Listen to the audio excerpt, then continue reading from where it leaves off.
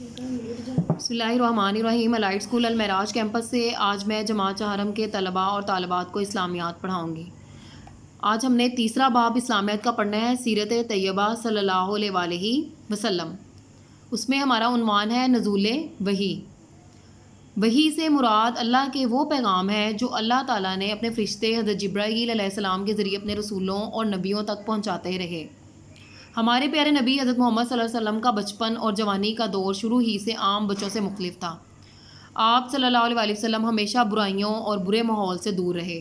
حضرت خدیجہ رضی اللہ تعالیٰ عنہ سے شادی کے بعد آپ صلی اللہ علیہ وسلم کا اپنا زیادہ وقت لوگوں کی بھلائی کے کاموں میں گزارنے لگے۔ اسلام سے پہلے عرب کے لوگوں میں ہر قسم کی اخلاقی اور معاشرتی برائیاں موجود تھیں۔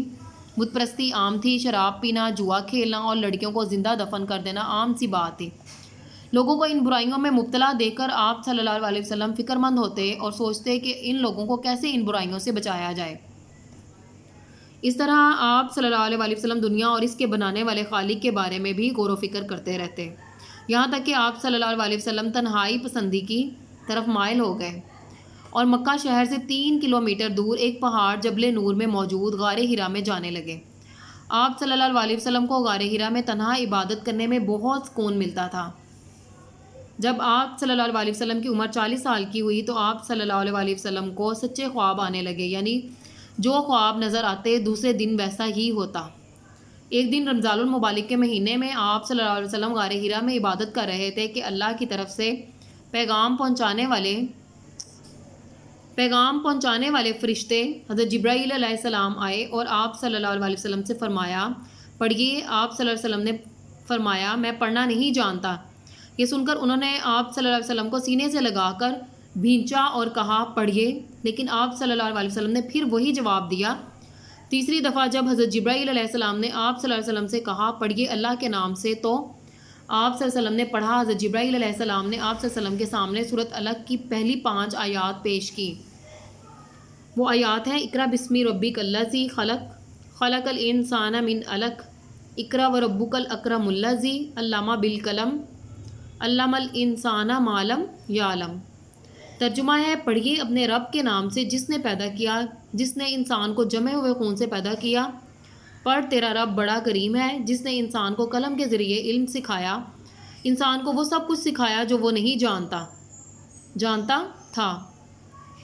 یہ اللہ تعالیٰ کی طرف سے حضرت محمد صلی اللہ علیہ وسلم پر پہلی وحی تھی اور آپ صلی اللہ علیہ وسلم کو لوگوں کی ہدایت اور رہنمائی کی ذمہ داری سونپی گئی تھی۔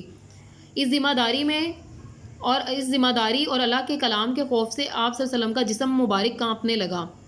آپ صلی اللہ علیہ وسلم فوراً گھر تشریف لائے اور حضرت خدیجہ رضی اللہ تعالیٰ عنہ سے کہا کہ مجھے کمبل اوڑھا دو۔ بعد میں غار ہرا کا سارا واقعہ سنایا۔ حضرت خدیجہ نے آپ صلی اللہ علیہ وسلم کو تسلی دیتے ہوئے کہا اللہ کی قسم اللہ تعالیٰ کو کبھی اکیلا نہیں چھوڑے گا، کیونکہ آپ صلی اللہ علیہ وسلم ہمیشہ سچ بولتے ہیں، رشتہ داروں سے اچھا سلوک کرتے ہیں، امانتیں ادا کرتے ہیں، غریبوں کی مدد کرتے ہیں، مہمانوں کو کھانا کھلاتے ہیں اور ضرورت مندوں کی ضرورت کو پورا کرتے ہیں۔ اللہ تعالیٰ آپ صلی اللہ علیہ وسلم کی مدد فرمائے گا اور کبھی آپ صلی اللہ علیہ وسلم کو غمگین نہیں کرے گا۔ اس واقعے کے بعد حضرت خدیجہ آپ صلی اللہ علیہ وسلم کو اپنے چچا زاد بھائی ورقہ بن نوفل کے پاس لے گئیں۔ وہاں آسمانی کتابوں تورات اور انجیل کے عالم تھے۔ جب آپ صلی اللہ علیہ وسلم نے ورقہ بن نوفل کو سارا واقعہ سنایا تو انہوں نے کہا خدا کی قسم یہ تو وہی فرشتہ ہے جو آپ صلی اللہ علیہ وسلم سے پہلے حضرت موسیٰ علیہ السلام اور حضرت عیسیٰ علیہ السلام کے پاس آیا کرتا تھا۔ آپ صلی اللہ علیہ وسلم اللہ کے نبی ہیں۔ کاش میں اس وقت تک زندہ رہوں جب آپ صلی اللہ علیہ وسلم کی قوم آپ صلی اللہ علیہ وسلم کو مکہ سے نکال دے گی۔ نبی اکرم صلی اللہ علیہ وسلم نے پوچھا کیا ایسا ہوگا؟ ورقہ بن نوفل نے کہا کہ اللہ کا پیغام جو بھی نبی لے کر آیا اس کی قوم نے اس کے ساتھ دشمنی کی۔ اگر میں اس وقت تک زندہ رہا تو آپ کی بھرپور مدد کروں گا۔ تھوڑے ہی دن گزرے تھے کہ ورقہ بن نوفل کا انتقال ہو گیا۔ ورقہ بن نوفل کی پیشن گوئی کے مطابق اس واقعے کے 13 سال بعد کفار مکہ کے ظلم و ستم سے تنگ آ کر حضور صلی اللہ علیہ وسلم مکہ سے مدینہ ہجرت فرما گئے۔ اس وقت آپ صلی اللہ علیہ وسلم کی عمر مبارک 53 سال تھی۔ اس سبق کی آپ نے پڑھائی کرنی ہے۔ اس میں اب ہم مشق دیکھتے ہیں۔ سوال نمبر 1 ہے خالی جگہ پر کیجیے۔ اسلام سے پہلے عرب کے لوگوں میں ہر قسم کی ڈیش برائیاں موجود تھیں، اخلاقی اور معاشرتی۔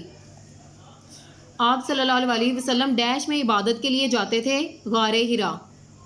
نمبر 3 ہے آپ صلی اللہ علیہ وسلم پر پہلی وحی ڈیش کے مہینے میں نازل ہوئی، رمضان المبارک۔ نمبر 4 ہے آپ صلی اللہ علیہ وسلم پر پہلی دفعہ اللہ کا پیغام ڈیش لائے، حضرت جبرائیل علیہ السلام۔ سب سے پہلے سورت ڈیش کی پہلی 5 آیات نازل ہوئی، سورت علق۔ نمبر 6 ہے پہلی وحی کا موضوع ڈیش تھا، علم۔ سوال نمبر 2 ہے درست جواب پر دائرہ لگائیے، دائرہ لگانا ہے آپ نے، ٹھیک ہے۔ نمبر 1 ہے غار ہرا واقع ہے مکہ کے قریب، مدینہ کے قریب، حبشہ کے قریب، مکہ کے قریب۔ نمبر 2 ہے غار ہرا جس پہاڑ پر ہے اس کو کہا جاتا ہے جبل طور، جبل نور، جبل مروہ، جبکہ یہ ہے جبل نور۔ جب حضور صلی اللہ علیہ وسلم پر پہلی وحی نازل ہوئی تو آپ صلی اللہ علیہ وسلم خوش ہوئے، غمزدہ ہوئے یا کانپنے لگے؟ کانپنے لگے۔ آپ صلی اللہ علیہ وسلم وحی کے متعلق سب سے پہلے بتایا حضرت خدیجہ رضی اللہ تعالیٰ عنہ کو، حضرت علی کو رضی اللہ تعالیٰ عنہ کو، ورقہ بن نوفل کو، حضرت خدیجہ رضی اللہ تعالیٰ عنہ کو۔ نمبر 5 ہے پہلی وحی کے وقت حضرت محمد صلی اللہ علیہ وسلم کی عمر تھی 35 سال، 40 سال، 45 سال، 40 سال۔ ورقہ بن نوفل عالم تھے تورات و انجیل کے، تورات و قرآن مجید کے، تورات و زبور کے، تورات و انجیل کے۔ اب جو آپ کے پاس سمر ویکیشن ورک ہے اس میں یہ سوالات کے جوابات ہیں۔ نزول وحی مختصر جوابات ہیں۔ سوال نمبر 1 ہے وحی سے کیا مراد ہے؟ وحی سے مراد اللہ کے وہ پیغام ہے جو اللہ تعالیٰ نے اپنے فرشتے حضرت جبرائیل علیہ السلام کے ذریعے اپنے رسولوں اور نبیوں تک پہنچاتے رہے۔ سوال نمبر 2 ہے ورقہ بن نوفل نے نبی کریم صلی اللہ علیہ وسلم کی بات سن کر کیا کہا؟ جواب ہے ورقہ بن نوفل نے کہا خدا کی قسم یہ تو وہی فرشتہ ہے جو آپ صلی اللہ علیہ وسلم سے پہلے حضرت موسیٰ اور حضرت عیسیٰ کے پاس آیا کرتا تھا۔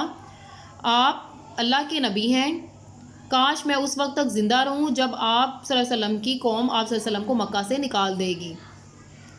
اب ہم تفصیلی جواب دیکھتے ہیں۔ پہلی وحی کی آیات کا ترجمہ لکھیے۔ جواب ہے پڑھیے اپنے رب کے نام سے جس نے پیدا کیا، جس نے انسان کو جمے ہوئے خون سے پیدا کیا، اور پڑھ تیرا رب بڑا کریم ہے جس نے انسان کو قلم کے ذریعے علم سکھایا، انسان کو وہ سب کچھ سکھایا جو وہ نہیں جانتا تھا۔